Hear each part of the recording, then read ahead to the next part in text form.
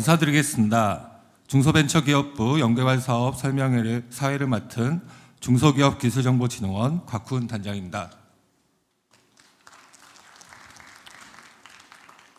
지금부터 중소벤처기업부 연계발사업 설명회를 시작하겠습니다. 사업 설명회는 2025년 중소기업 기술개발 지원사업 안내, 사업계획서 작성 방법 및 안내, 질의응답 순으로 진행될 예정입니다. 본 설명회 입장 시 배부해드린 팜플렛의 QR코드를 활용하시어 현장 질의를 남기실 수 있습니다. 발표 말미에 시간이 허락된다면 성심껏 답변 드리겠습니다. 자, 그럼 먼저 중소벤처기업부 기술개발과 송재훈 과장님께서 2025년 중소기업 기술개발 지원사업 안내에 대해서 발표해 주셨습니다. 큰 박수 부탁드리겠습니다.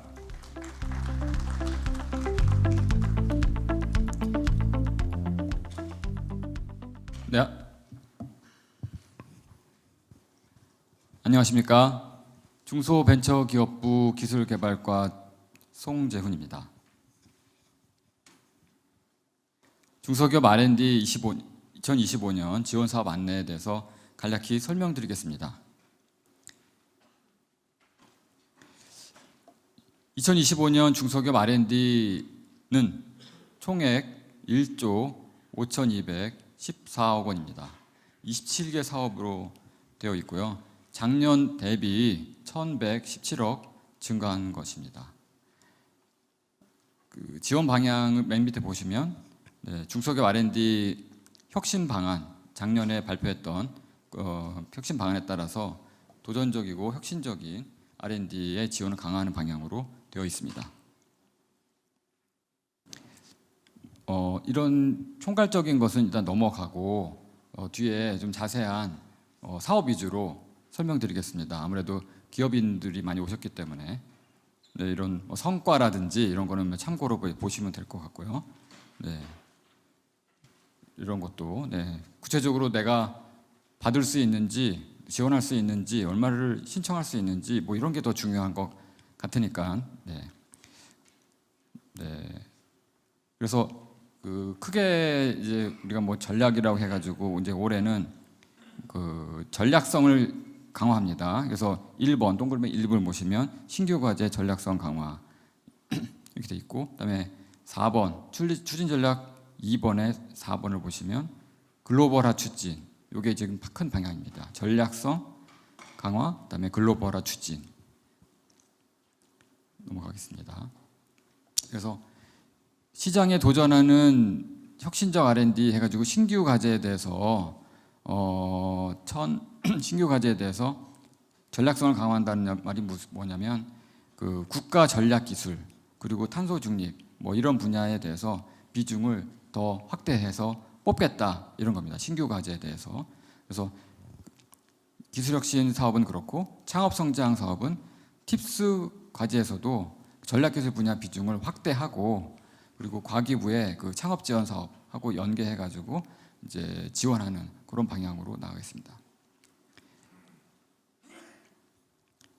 그리고 목표 달성형 R&D로 전환할 건데 이게 뭐냐면 그 기술적 사업적으로 타당한 R&D 우리가 목표를 이제 정해놓고 실용성이 없는 R&D를 방지하기 위해서 하는 겁니다. 그래서 뭐 목표를 정해놓고 그 목표가 달성한 예를 들어서 인증형 같은 경우에는 인증이나 이런 걸 받지 못하면 인증을 받는 거를 이제 목표로 했는데 인증을 받지 못하면 지원금을 나머지 지원금을 이제 못 받게 되는 그런 식으로도 운영을 하게 됩니다.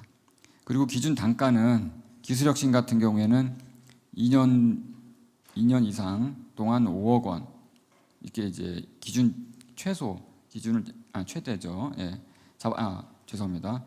2년 이상 5억 원 이상 받을 수 있도록 했는데 창업성장 같은 경우에는 올해 작년에 대비해서 그 1.5년에 1년 6개월이죠. 2억 원까지 좀 키웠습니다. 작년에는 1년 동안 1.2억 원이 최대였거든요. 그리고 올해 산학연 콜라보에서는 최대 2년 10.4억 원 이렇게 이제 지원하기로 되어 있고요. 글로벌화 추진에 관련해서는 저희가 글로벌 협력형 프로그램을 신설합니다. 네, 그리고 우리 각종 팁스, 스케일업 팁스 이런 데서도 글로벌 트랙을 별도로 또 마련하고요. 그래서 그리고 우리가 아까 말씀드렸듯이 그 효과 확산형 공동 R&D 같은 경우에는 그 실증에서 보급까지 원스톱으로 지원하고 기술 이전 사업 R&D는 테크브리지 플랫폼을 통해 가지고 기술 이전을 받은 기업에다가 후속 상용화 기술 개발 자금을 지원하는 것입니다. 뭐 간단한 방향은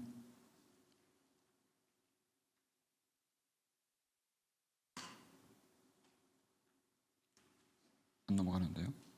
네. 그리고 산학연 콜라보 같은 경우에도 그 컨소시엄 과제를 트랙을 새로 신설합니다. 네, 그래서 좀 더 그 다양한 대학과 연구기관이 더 많이 뭉쳐서 좀 크게 신청할 수 있도록 이렇게 만들어 놨고요.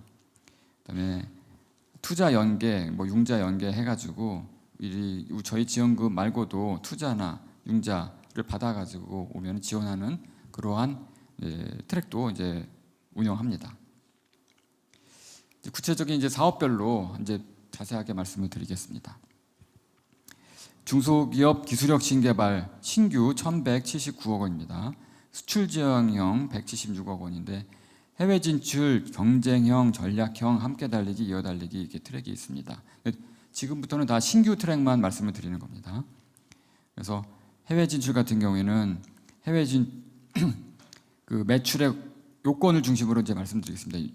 매출액 50억 이상 그리고 직접 간접 수출 실적 100만 불 이상 기업이 신청할 수 있고요. 경쟁형 같은 경우에는 중소기업이기만 하면 됩니다. 다만 그 연구 목표에 대해서 여러 기업, 복수의 기업이 신청해가지고 그 중간 평가를 통해서 하나를 떨어뜨리는 약간 떨어뜨려서 나머지 우수한 과제만 더 끝까지 지원해드리는 그러한 형태가 되겠습니다. 전략형은 매출액 50억 원 이상이고 이것도 100만 불 이상. 그래서 해외 시장 개척을 위한 R&D 지원이고요. 함께 달리기라는 거는 최근 매출액 20억 원 이상 중소기업이 그 부처 협업을 토대로 해서 연계해가지고 이제 지원하는 거고, 이어 달리기는 아까 그 다른 그 원천 기술 보유 기관하고 컨소시엄을 구성한 중소기업이 그 이전한 기업 기술에 대해서 다시 상용화를 촉진할 수 있도록 지원하는 겁니다. 최대 4년간 20억 원 이내 지원합니다. 시장 확대형이 732억 원인데 이건 민간 투자 연계 전략 기술 테마별 프로젝트 전략형 이렇게 있습니다. 그래서 VC 추천 그리고 글로벌 이렇게 나눠지는데요. 민간 투자를와 연계해 가지고 우리가 그 기술 경쟁력을 갖춘 유망 기업에 대해서 R&D를 지원해 드리는 겁니다. 스케일업 팁스 운영사로부터 10억 원 이상 그리고 이상 선투자한 다음에 추천을 받은 기업이 되겠고요. 뭐 VC 추천 글로벌 나눠서 뭐 최대 15억 3년간 15억 원까지 지원해 드립니다. 전략기술 테마별 프로젝트는 이거 역량이 우수한 그 벤처기업 중소벤처기업이 도전적 혁신적 R&D에 도전할 수 있도록 좀 크게 지원해 드리는 건데, 이건데 그 투자를 20억 원 이상 받아서 확약까지 포함합니다. 추천한 기업의 대상입니다. 이건 최대 36억 원까지 3년 동안 지원해 드리는 내용입니다. 그리고 글로벌 협력형은 글로벌 선도기술 도입 희망 중소기업을 대상으로 최대 3년간 15억 원 이내 지원해 드리는 사업입니다. 아까 전략형 중에 계속 또 공동효과형, 인증 달성형, 기술 이전 사업화가 있습니다. 공동효과형은 수요기업하고 기술 공급기업 협업해가지고 그 실증적으로 연계하고 효과 확산한 R&D를 목표로 하고 있고요. 중소기업 중에 3개 이상, 중소기업 중 3개 이상의 기관이 컨소시엄이 들어와가지고 이제 하는 겁니다. 최대 6억 원 이내 지원드리고, 인증 실증 달성형은 아까 말씀드린 것처럼 이제 목표를 설정한 다음에 그를 달성했는지 여부에 대해서 계속 지원할 것인지를 결정하면서 지원해드리는 것입니다. 달성하지 못하면은 회복 금액 50%만 지원해드리고 뒤에 50%는 이제 지원하지 못하는 그런 내용입니다. 매출액 20억 원 이상 중소기업 신청하는 거고요. 기술 이전 사업화 같은 경우에는 공공기술 대상에서 이전 기술 사업화를 R&D를 지원해 드리는 건데 공공기술을 이전 받아가지고 기술 개발하겠다 하시는 분들에게 20억 원 하는 그런 이제 매출 20억 원 이상 나오시는 이제 중소기업들이 이제 최대 8억 원까지 지원받을 수 있는 사업입니다. 네, 전략형 전략기술, 뭐 전략 초격차 이런 것도 다 어떤 요건들이 뭐 전략 초격차 같은 경우에는 초격차 우리 1000 플러스 선정기업 있죠. 네, 거기서 추천 받아가지고 그 선정기업 중에서 추천 받아서 신청하시는 거고요. 수후불형 같은 경우에도 그 목표를 이것도 기술 목표를 설정한 다음에 그 목표 달성 여부에 따라서 계속 지원 여부를 이제 결정하는 그런 사업입니다. 구매 연계 상생 협력 이것도 구매 수요처에 구매 동의서나 뭐 계약서를 받은 중소기업이 신청을 하는 거고요. 시장 대응형 계속입니다. 일반이 그냥 진짜 범용적으로 그 주제에 관계없이 우리가 신청하실 수 있는 그야말로 일반적인 이제 사업이고요. 여기에 이제 KBT 분야를 좀 트랙을 나눠서 글로벌 화장품 쪽에 관련되신 분들이 신청하실 수 있도록 요거는 좀 칸막이를 좀 해놨습니다. 융자 연계형, 뭐 소부장, 구조혁신 이렇게 해서 자세한 내용을 좀 보시면 될 것 같습니다. 뒤에 또 설명해 드릴 게 있어가지고.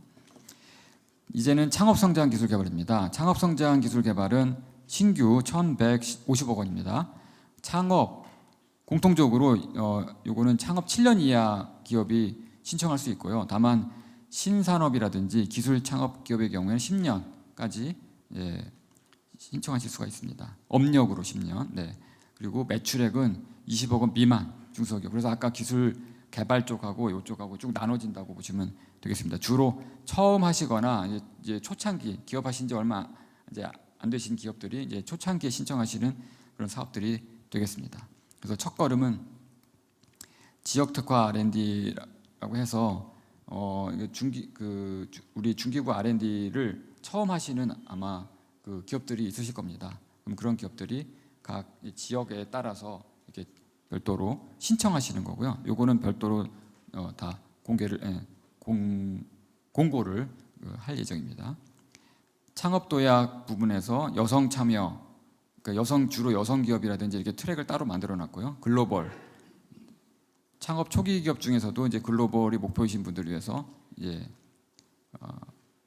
만들어놨습니다. 타부처 연계해서 과기부가 운영하는 그 이노폴리스 캠퍼스 사업이라고 있습니다. 거기에서 발굴된 창업 기업들이 저희 쪽에 이제 신청하시면 또 지원을 받으실 수 있도록 이렇게 연결을 했고요. 소부장 R&D 이것도 소부장 부분에 대해서 이렇게 좀 트랙을 또 만들어놨습니다. 그리고 저희 중기부 안에 초격차 스타트업 1000이라든지 민간협력 오픈 이노베이션이라든지 이렇게 저희 부처 그러니까 중기부 안에서 그 지원을 받았던 그런 이 두 가지 지원을 받고 나서 그 후속으로 R&D가 필요하다고 이제 판단되는 기업들을 또 선발해가지고 지원해드립니다. 최대 1.5년 2억 원. 창업 성장은 이제 기본적으로 1.5년에 2억 원입니다.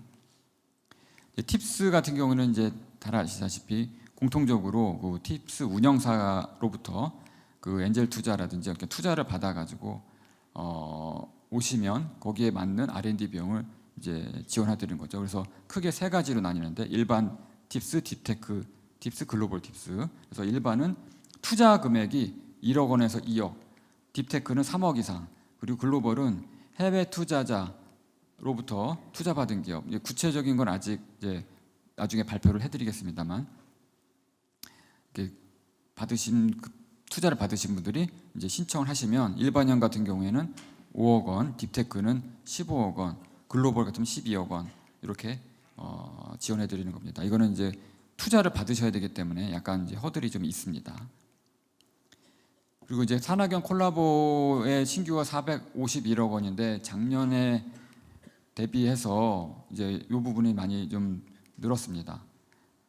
그래서 이거는 산학연 작년하고 이제 비슷합니다. 그래서 일반형 과제가 있고 특별하게 이제 컨소시엄 과제라고 만들었습니다. 트랙을 더 만드는 거죠. 네, 그래서 그 기업이 그 학교 아니면 산연 연구소랑 같이 이렇게 그 공동으로 신청을 하는 건데 그렇게 산학 산연 모인 것끼리 다시 거기끼리 또 모여가지고 컨소시엄을 이뤄서 신청하는 거를 별도 트랙으로 더 크게 하실 수 있도록 이제 했습니다. 그밖에 이제 지역 혁신 선도기업 육성이라고 해서 그 지역 쉽게 말하면 지역 R&D라고 하는데 이것도 지역별로 주력하는 그 산업들이 있습니다. 그 산업별로 우리가 신청을 받아서 지원해드리는 사업이 있고요. 그다음에 이제 올해 새롭게 신규로 그 디지털 기반 중소제조 산재 예방 기술 개발 사업이 뭐 16.5억 원이지만 요게 이제 올해 새로 시작합니다. 그래서 최대 2년간 6.6억 원 이렇게 준비했습니다. 그밖에 연구 인력 지원 뭐 이렇게 있는데 자세한 내용은 이제 누리집에서 이제 참고하시면 될 것 같습니다. 네, 이상입니다.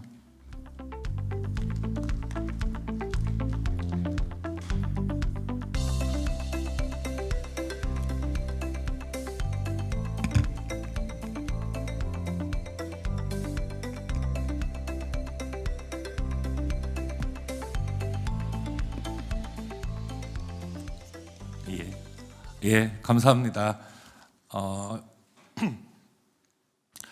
이어서 제가 연구개발 계획서 작성 및 신청 방법에 대해서 안내드리겠습니다. 약 20분 정도 주어진 시간이라서 원래는 저희가 한 4, 50분 정도 항상 진행해야 하는데요. 간단하게 짧고 중요한 내용만 말씀드리겠습니다.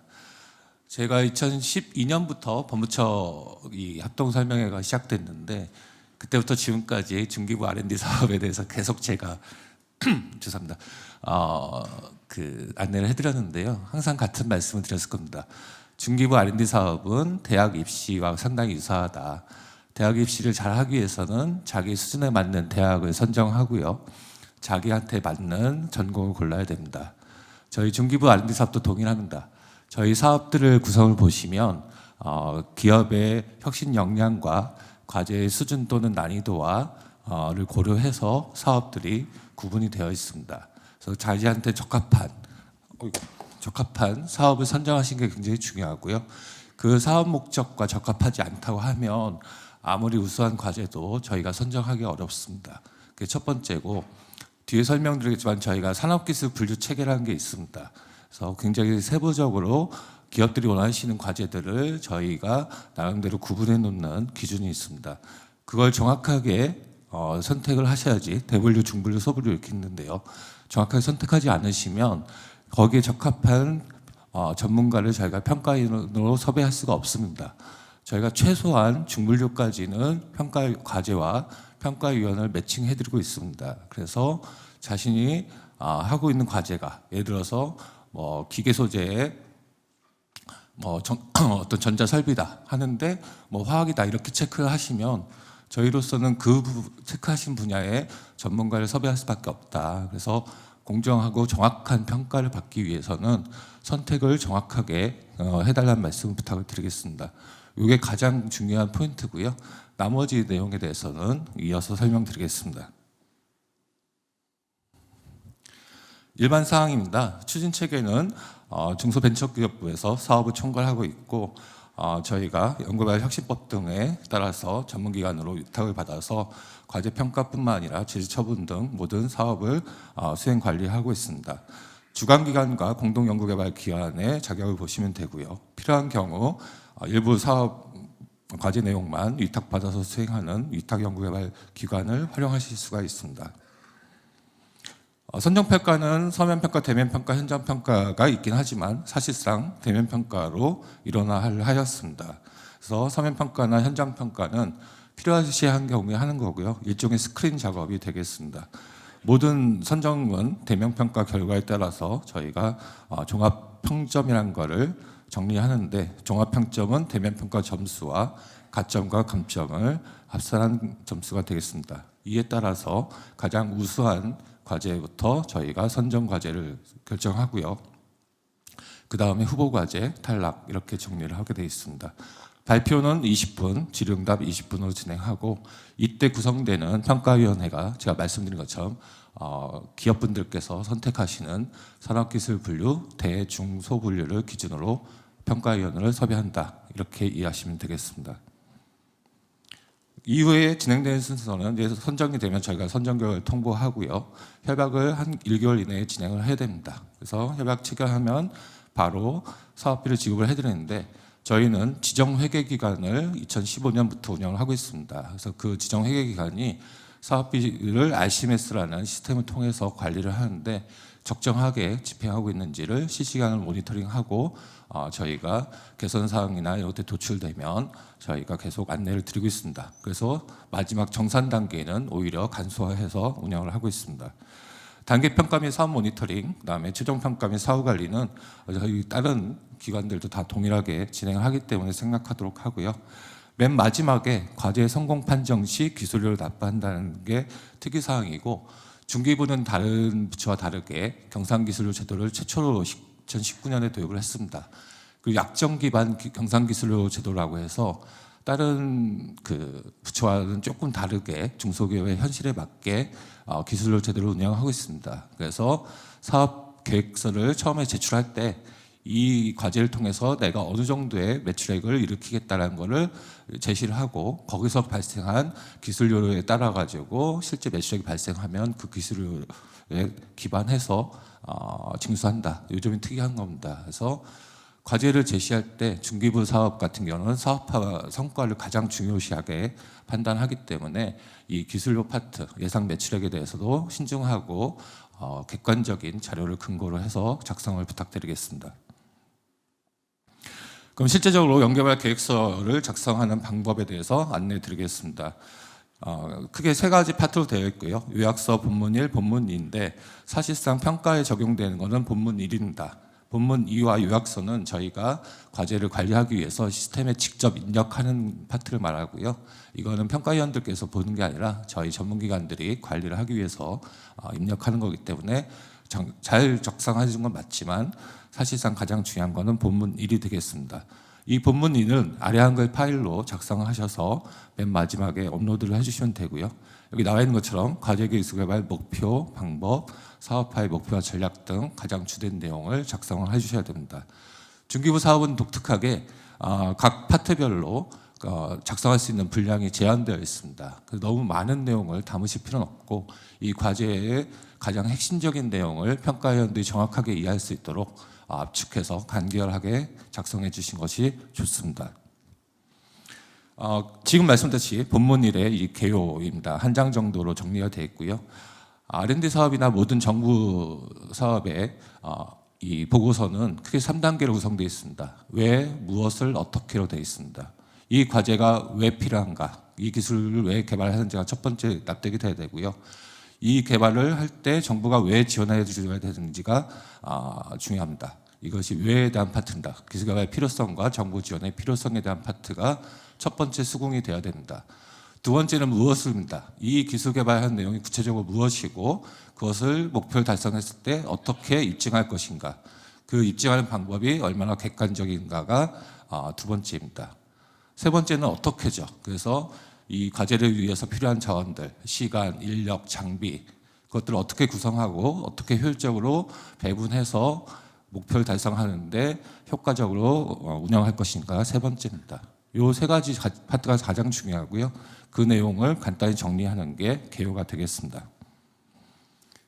다음은 자가진단표입니다. 저희 중기부 사업은 굉장히 특이하게 기술개발 사업뿐만 아니라 사업화를 중시하기 때문에 R&D 사업을 잘 수행할 수 있는 역량뿐만 아니라 이 사업화를 할 수 있는 또 역량도 굉장히 보고 있습니다. 그래서 신청 자격, 제출 서류, 참여 제한, 재무 상태 등을 많이 보고 있고요.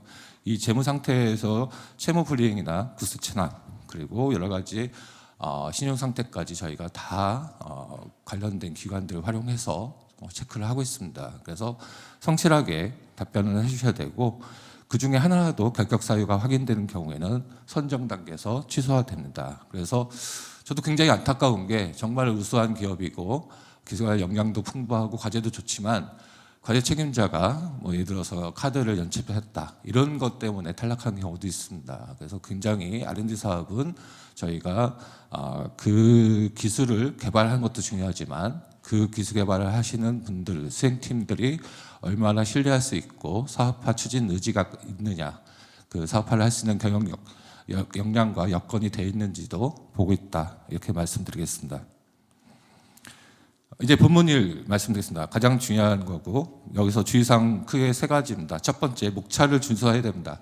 이 목차대로 저희 평가지표가 구성되어 있기 때문에 목차를 바꾸시면 평가를 할 수가 없습니다. 평가위원들이 헷갈립니다. 평가지표가 이 목차 그대로 되어 있기 때문에 절대로 목차를 건드시면 안 되고요. 두 번째는 페이지 수입니다. 분량이 다 정해져 있기 때문에 그걸 분량 안에서 작성을 해주셔야 됩니다. 그리고 제가 계속 말씀드렸듯이 이 분량을 제한한 이유 중에 하나가 실제 기술 개발 내용에 집중하기보다는 일반적인 현황 자료나 아니면 자신의 어떤 전문성을 과시하기 위한 자료들이 많이 들어가 있는 경우가 있습니다. 저희가 실제 포인트는 그분들이 과거에 어떤 이력을 했는지가 중요한 게 아니라 이 기술 개발을 얼마나 잘할 수 있고 이 기술 개발이 정부가 진행할 필요성이 있는지가 핵심이기 때문에 그 핵심 내용에 집중해 주시기를 부탁드리겠습니다. 기술 목표, 연결 방법, 선행 연구 개발에 대해서 작성을 하게 되어 있고요. 여기까지가 저희가 말씀드리는 왜랑 무엇을에 대한 내용이 되겠습니다. 특히 여기에서 보시면 성능 지표는 본문 2에 작성하게 되어 있는데 이게 중기부에서 아이리스 만들어서 강력하게 요청을 해서 반영된 겁니다. 그래서 과거에는 파트 1, 죄송합니다. 본문 1에 있었는데 본문 2로 옮겨서 실제 다 기업들께서 이 기술 개발을 성공했는지 여부를 판단할 수 있는 성능 지표를 다 DB화해서 직접 입력하십니다. 그래서 성능 지표명, 과중치가 얼마인지, 세계 수준이 얼마인지, 지금 달성하실 목표가 어느 정도 수준인지, 그 단위는 무엇이고, 그걸 객관적으로 입증하기 위한 방법은 공인시험 성적서인지 아니면 자체시험인지 여부를 다 판단하셔가지고 작성하게 되어 있습니다. 이 데이터들을 다 모아서 저희가 계속 분석을 하고 있습니다. 정말 중소기업들이 가장 필요로 하는 기술개발 목표가 어느 정도 수준이고 어떤 분야에서는 어떤 성능 지표가 가장 핵심적인 성능 지표인지를 분석을 해서 저희 R&D 사업을 제도를 기획하고 설계하는데 많이 활용하고 있기 때문에 가장 정확하게 작성을 해주셔야 되고 이 R&D 사업의 모든 결과물을 대표하는 것이다 이렇게 이해해 주시면 되겠습니다. 다음은 연구개발 역량과 기술개발 일정, 연구비 사용 계획 어떻게 대한 내용이 되겠습니다. 앞에 있는 내용이 아무리 좋고 훌륭하더라도 그걸 실제로 달성하려는 연구진과 그다음에 일정, 연구비, 장비가 서로 매칭이 안 된다면 신뢰할 수가 없습니다. 그래서 어떻게 효과적으로 이 자원들을 활용하실 거에 대해서 충실하게 작성을 해주시면 되겠습니다. 구체적인 사업화 목표, 여기까지는 일반적인 R&D 사업에 대부분 보셨으면 아실 테고 일반적인 케이스인데요. 이 뒤에 있는 내용이 중기부만의 좀 차별화된 포인트라고 보시면 되겠습니다. 그리고 현재 저희 평가지 항목에 있어서도 R&D뿐만 아니라 사업화의 평가 항목의 비중이 상당히 큽니다. 그래서 잘 작성을 부탁드리고 여기서 작성하신 걸 따라가지고 저희가 향후 경상기술로 징수하고 연동이 돼 있다 이렇게 말씀드리겠습니다. 구체적인 사업화 목표를 해서 이 기술 개발을 통해서 향후 몇 년 동안 얼마의 매출액과 고용과 수출을 창출하겠다라는 거고요.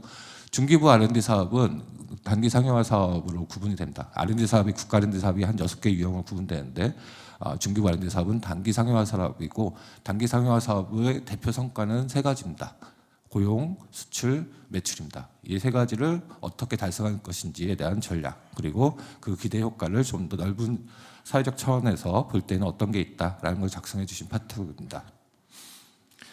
보안 과제입니다. 이게 계속 원래 있었던 건데 원래 이걸 이제 국정원에서 담당을 하거든요. 근데 뭐 화이트리스트 여러 가지 소부장 일본 대일 무역 분쟁 때 이슈가 많이 됐는데 이게 저희가 옛날부터 있었지만 잘 관리가 안 됐었습니다. 그래서 국정원에서 좀 작년에 과기부에 굉장히 좀 많이 푸시를 했고요. 과기부에서도 좀 더 정확하게 관리를 해달라라는 요청이 있어서 다시 한번 강조하는 내용이 되겠습니다. 그래서 보안과제가 여기 나와 있듯이 방위사업법이나 여러 가지 뭐 전략물자 관련된 법이나에 따라서 이 기술 개발하는 게 저희가 전략적으로 국가적 차원에서 중요하고 보안을 관리해야 된다. 예를 들어서 뭐 포토레지스트라든지 우리가 생각하는 반도체 식각 장비나 여러 가지 애칭 기술들이 굉장히 중요한 기술이기 때문에 전략물자 관리에 따라서 굉장히 엄격하게 관리를 해야 됩니다. 그런데 중소기업께서 그걸 하시면서도 잘 모르신 경우가 있는 거죠. 연구자들도 사실 큰 관심이 없었고 전문기관들도 제대로 안내를 못한 부분이 좀 부족한 부분이 있었습니다. 그래서 그렇게 되는 경우에는 말씀했듯이 보안 대책에 따라서 보안을 강화를 하셔야 되고요. 신청할 때도 하실 수가 있고 그거에 따라서 저희가 보안과제 분류위원회라는 걸 통해서 확정을 하고 그에 따른 대책을 저희가 강구하도록 안내를 할 계획입니다. 그래서 자체 점검에 대해서 저희가 보다시피 보안 등급이 만약에 필요하다고 판단이 되시면 체크하시고 그에 따른 의무를 다하겠다는 확인서를 제출해 주시면 되겠습니다. 다시 한번 정리하겠습니다. 중기부 R&D 사업의 연구개발 계획서는 지금 나와 있는 것처럼 연구개발 과제에 대한 계율을 중심으로 해서 명확하게 제시를 하셔야 되고요. 저희가 가장 중요하게 생각하는 정량적 성과 항목에 대해서는 세계 최고 수준 등을 근거로 해서 정말 정부가 지원할 필요성이 있는 타당한 R&D 목표를 제시했는지를 판단할 수 있게 제시를 부탁드리겠습니다.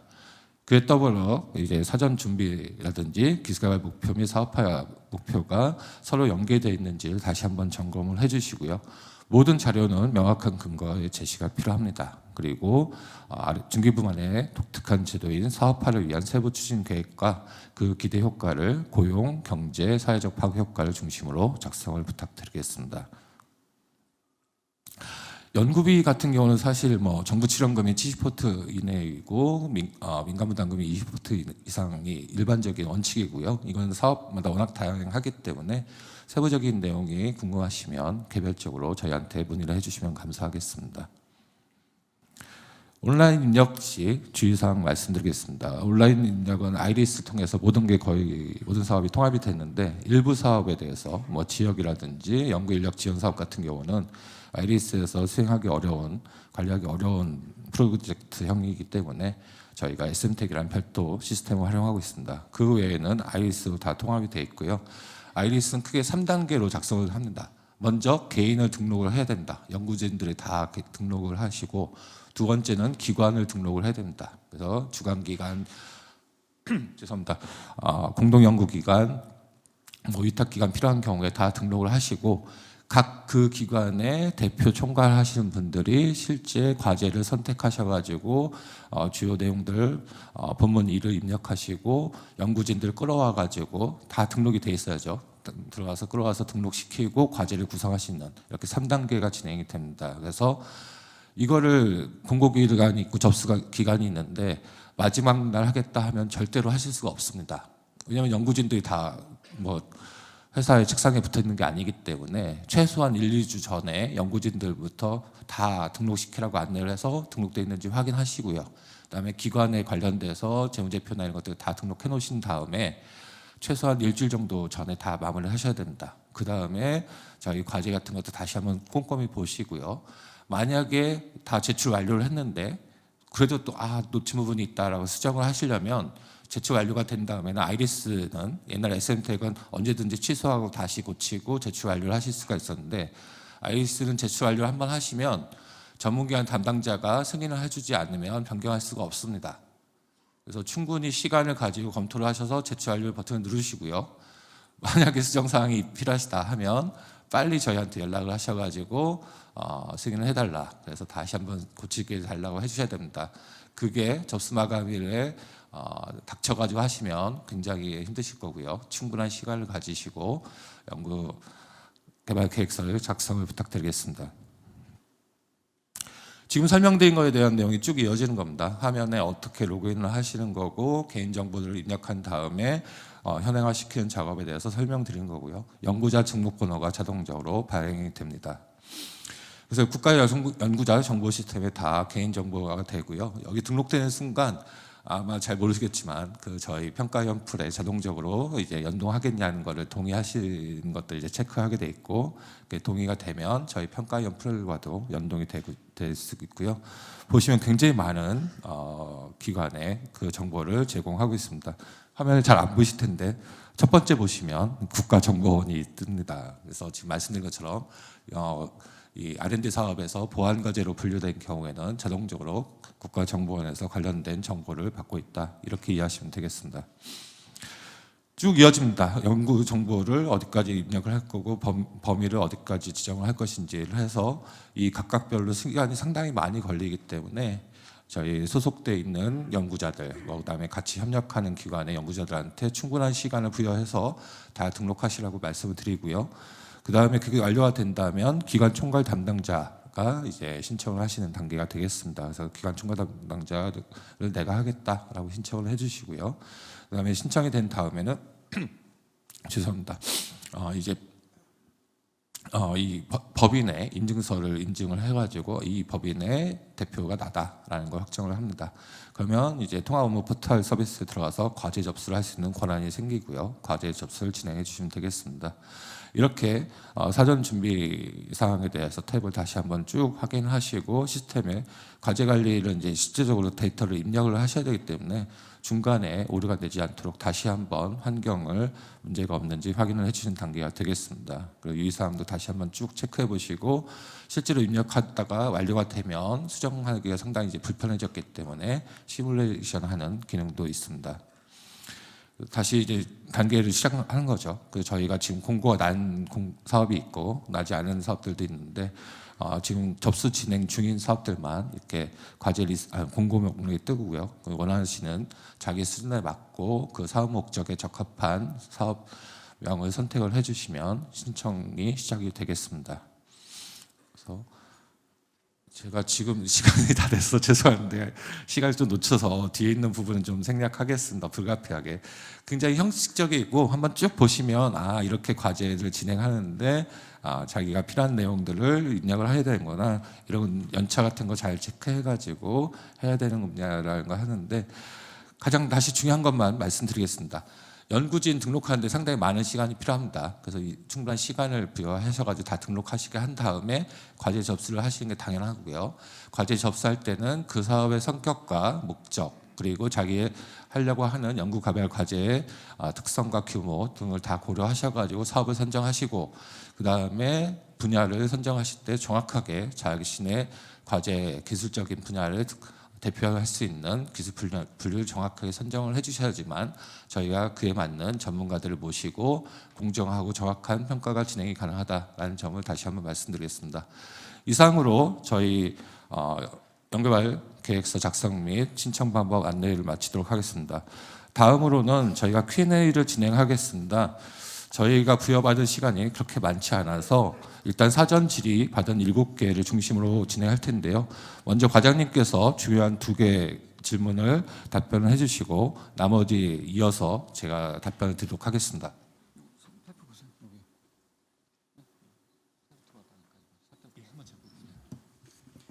네, 사전 질의 들어온 거 먼저 좀 설명을 좀 드리겠습니다.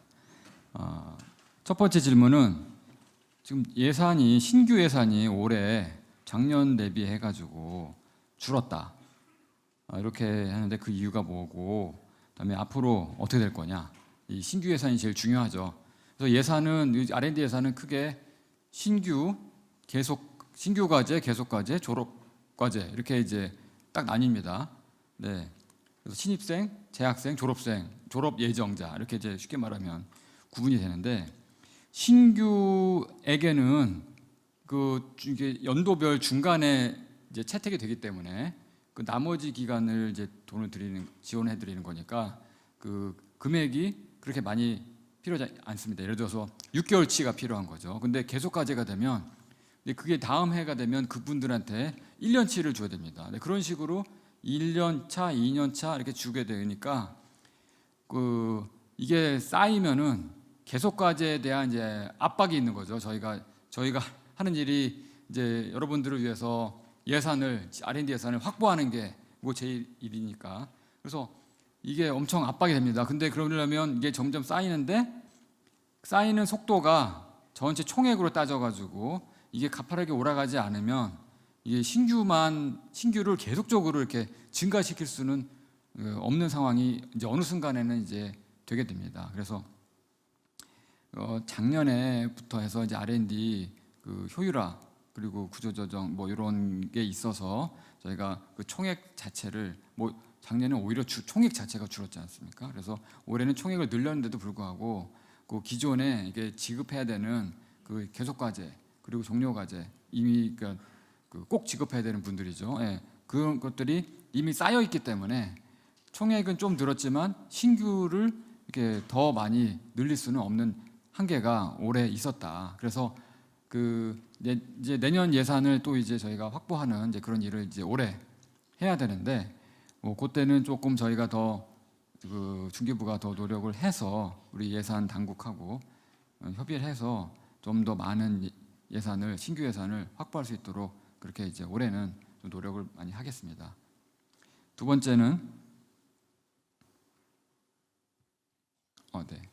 그 50세 이상 중장년 이제 CEO가 계시는 그런 기업들에 대한 그 R&D 지원을 별도로 하면 안 되겠느냐, 뭐 이렇게 이제 제안을 하신 것으로 보입니다.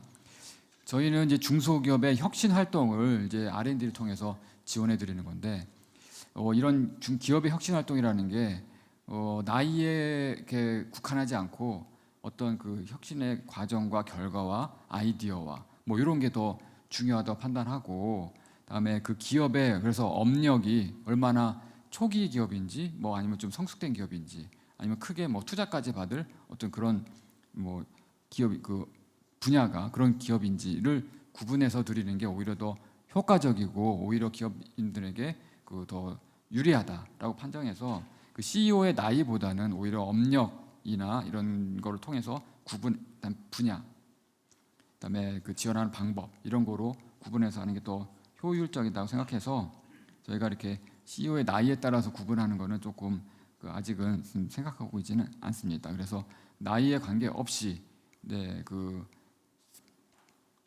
기업의 초창기 기업인지 중기 기업인지 이런 거를 구분해서 저희가 따로 지원해 드리도록 계속 앞으로도 그렇게 할 예정입니다.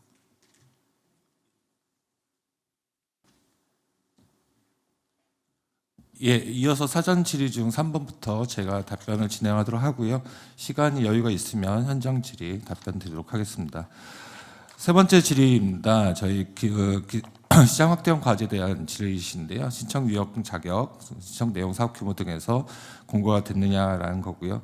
이게 9개의 세부 과제로 구성되어 있습니다. 그중에 5개가 지금 공고가 시작이 됐고요. 나머지 4개 사업에 대해서는 향후 공고할 예정입니다. 그래서 5개는 공고문 참고해 주시고 인증 실증 달성형, 전략기술, 후불형, 기술 이전 사업화, 구매 연계 상생 협력은 향후 공고한 이후에 참고 부탁드리도록 하겠습니다. 예, 4번 질문으로 넘어가겠습니다. 4번 질문으로 넘어가겠습니다.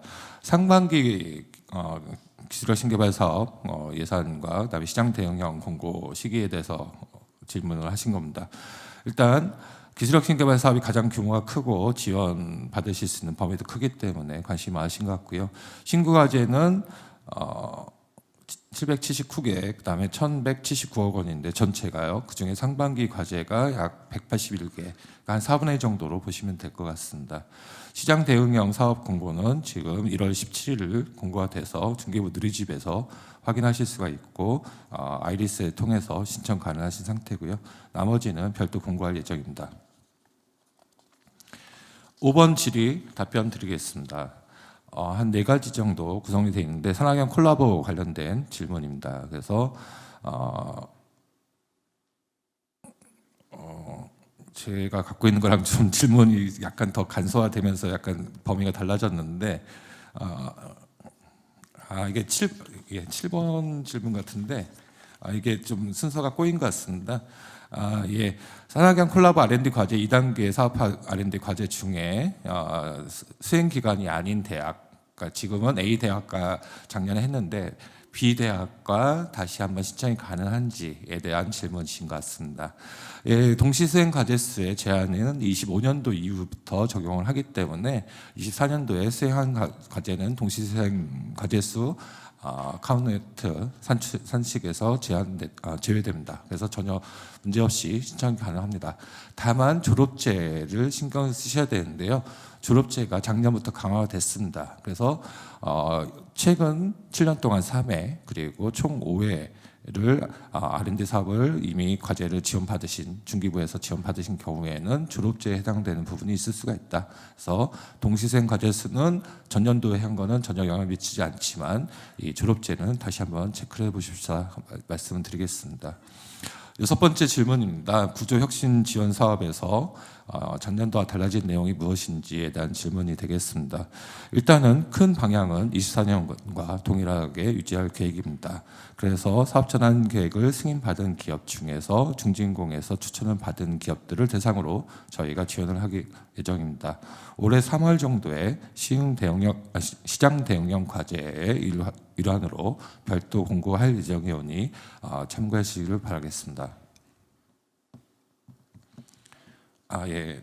이 산학연 사업에 대한 콜라보 질문이 크게 4가지인데요. 이 콜라보에서 올해 이제 컨소시엄 과제로 도입되다 보니까 좀 새로운 방법이라서 어떻게 과제를 구성하고 기관 간의 역할이 어떻게 달라지는지에 대한 질문이신 것 같습니다. 크게 4가지 세부 질의가 있는데요. 하나씩 설명드리겠습니다. 먼저 이제 일반적으로 과기부나 산업부에서 하고 있는 사업단 또는 컨소시엄 과제들은 총괄 과제 관리비라고 해서 별도의 기편비 성격의 그런 연구비를 좀 지급을 하고 있는 걸로 알고 있습니다. 이제 그거에 대한 질문인데요.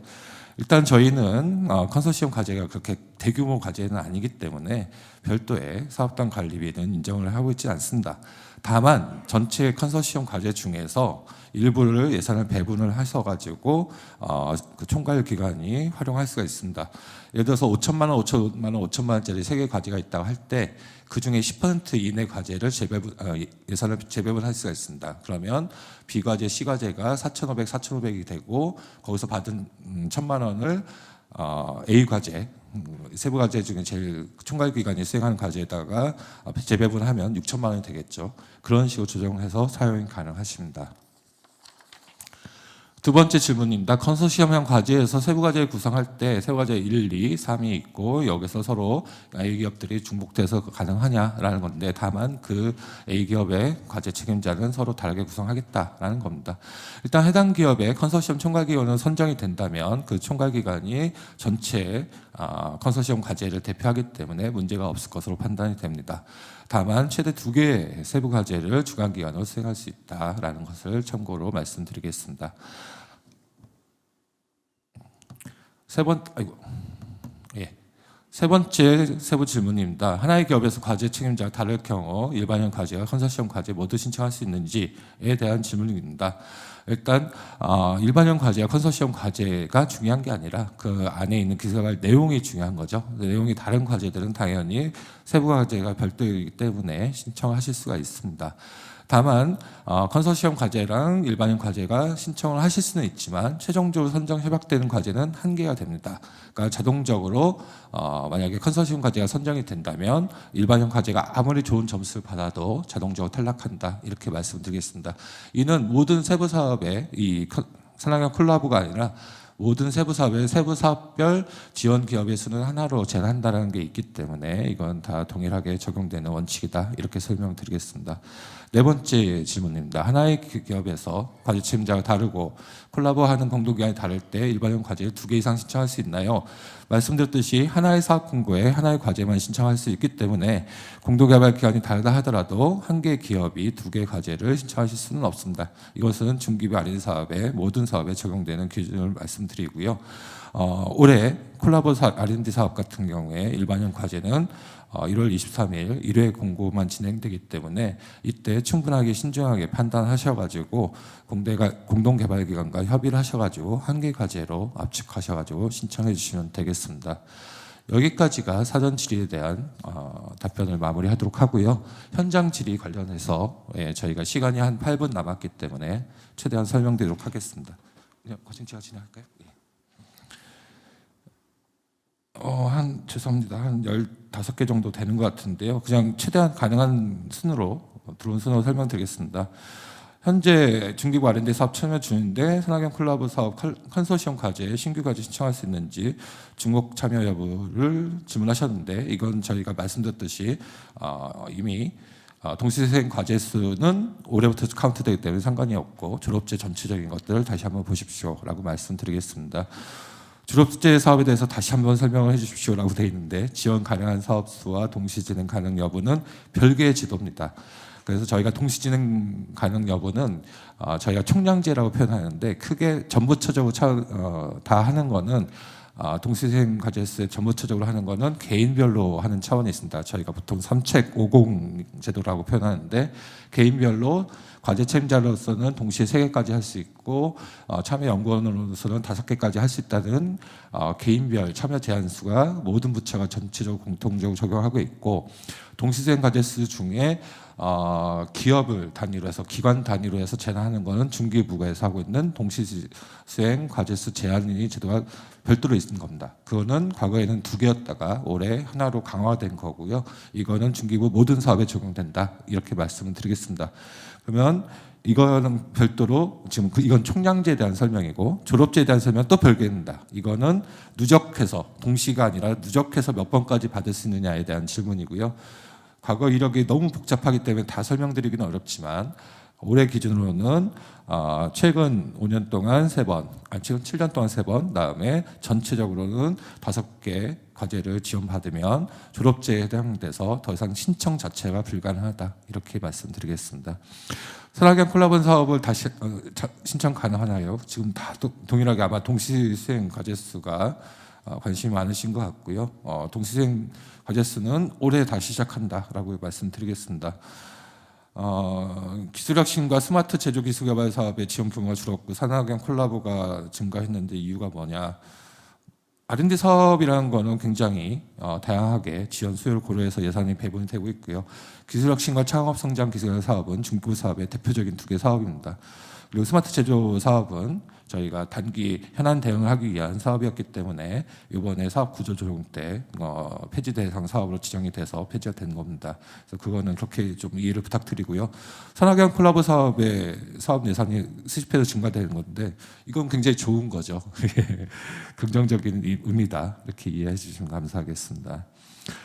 기술혁신 개발 사업 중에 시장 확대형의 수요기업군 중에 공공기관이 있느냐, 그다음에 공공기술이 공공기관에서 개발한 기술을 의미하느냐, 이게 이제 과거 상용화 기술개발 사업에 있었던 구매주권부 사업이 이제 기술혁신 개발 사업의 세부 과제로 포함되다 보니까 굉장히 새롭고 좀 이해하시기 어려울 것 같은데, 그냥 그 구매주권부 사업으로 이해하시면 되겠습니다. 구매주권부 사업의 수요처는 굉장히 다양합니다. 공공기관, 대기업, 공기업, 부처 굉장히 다양하고요. 그 중에 저희가 보시면 사업 공고문을 보시면 정확하게 이해하실 수가 있습니다. 심지어 중견기업까지 가능합니다. 중소기업들도 좀 규모가 크면 가능하고요. 해외 기업도 가능하고 굉장히 다양하다 말씀드리고요. 공공기술의 성격은 공공기관이 개발한 게 아니라 공공기관이 활용하기 위한 필요한 기술입니다. 그래서 공공기관들이 수요처가 돼서 우리는 이런 기술을 좀 개발해 주시면 공공성을 좀 담보할 수 있겠다, 그런 의미이기 때문에 반드시 공공기관이 개발한 필요는 없는 거죠. 그건 중소기업들이 개발하셔도 가능하기 때문에 구매주권부 사업이 진행이 될 수가 있는 겁니다. 산학연 콜라보 사업의 신청 요건 계속 말씀드렸고요. 지금 졸업제와 그다음에 동시생 과제수에 대한 내용인데 말씀드린 거에 대해서 설명을 마무리하도록 하겠습니다. 부채 비율 1000%가 넘어가게 하는 경우에는 저희가 원래 지원 제외인 건데, 이행보증보험에 대해서 협약 전에 하면 되느냐, 그래서 이건 세부적인 것들은 제가 모든 사업에 대해서 다 세부적인 절차를 설명드릴 수는 없으니까 저희 공고 이후에 사업 공고문을 확인하시고 필요한 경우에는 콜센터나 저희 직원한테 질의를 부탁드리도록 하겠습니다. 또 왜 사업별로 이게 신규 예산의 이렇게 증가 폭이 다르냐, 이건 과장님께서 말씀드렸기 때문에 생략하도록 하겠습니다. 기술혁신이 항상 1월 달에 했는데 1월 나오는 게 맞는지 왜 안 나오냐. 그러니까 기술혁신이 가장 예산이 크기 때문에 빨리 해줘야지만 선정이 돼야지 그 다음에 이어지는 과제들이 협약이나 이런 데 차질이 없습니다. 그래서 최대한 빨리 하고 있고요. 기술혁신 개발 사업 중에서도 일부 사업들은 분리해서 공고할 예정입니다.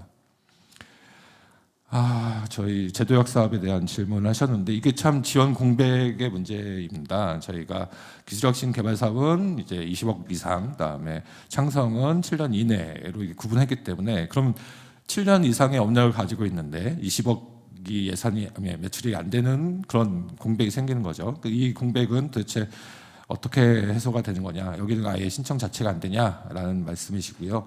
저희가 제도약 과제라고 해서 고객 미트할 수 있는 그런 사업을 운영을 했는데 올해는 제가 알고는 공고가 안 나는 걸로 알고 있고요. 이거는 정책적인 파트니까 과장님께서 혹시 가능하실까요? 제도약 사업.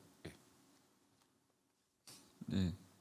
이 부분에 대해서는 저희가 지금 현재대로 네, 없는데 이 부분에 대해서는 저희가 그러니까 사업에 빠지는 부분이라든지 이런 게 이제 없도록 다음에 이제 저희가 계산을 하고 이렇게 이렇게 예산을 편성할 때는 이런 것도 좀 앞으로 더 고민하고 이렇게 좀 진행하겠습니다. 감사합니다.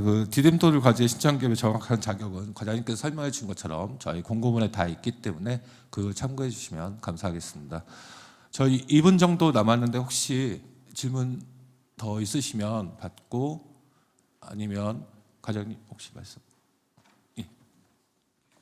아까 신규 과제 중에 사업 중에 어떤 사업은 신규가 조금밖에 안 늘고 어떤 사업은 작년 대비 오히려 줄고 또 어떤 산학연 콜라보 같은 경우에는 작년 신규 대비 크게 증가하고 이렇게 왜 다르냐 이렇게 질문이 있었습니다.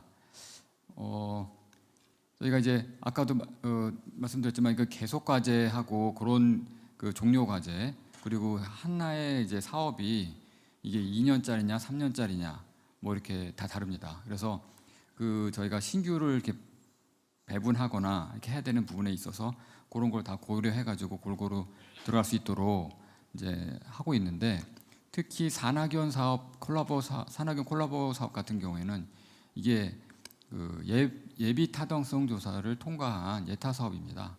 그래서 이미 이 전체 총양 그러니까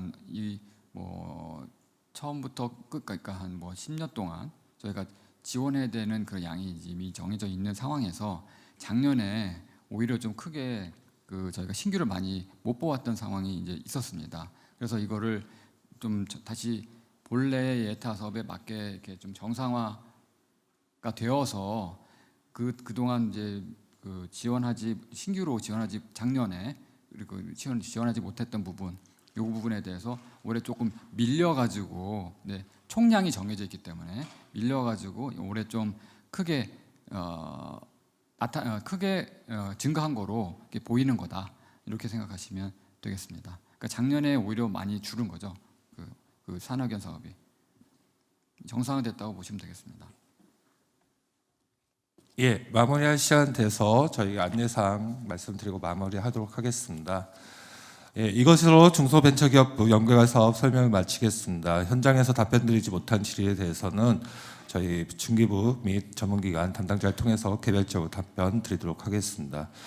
1시 반부터 교육부 연계발 사업에 대한 발표가 진행되니까 점심 식사 맛있게 드시라는 당부가 저희 멘트에 남아져 있습니다. 긴 시간 경청해 주셔서 감사드리고요. 식사 맛있게 하시고 좋은 하루 되시기 바랍니다. 감사합니다.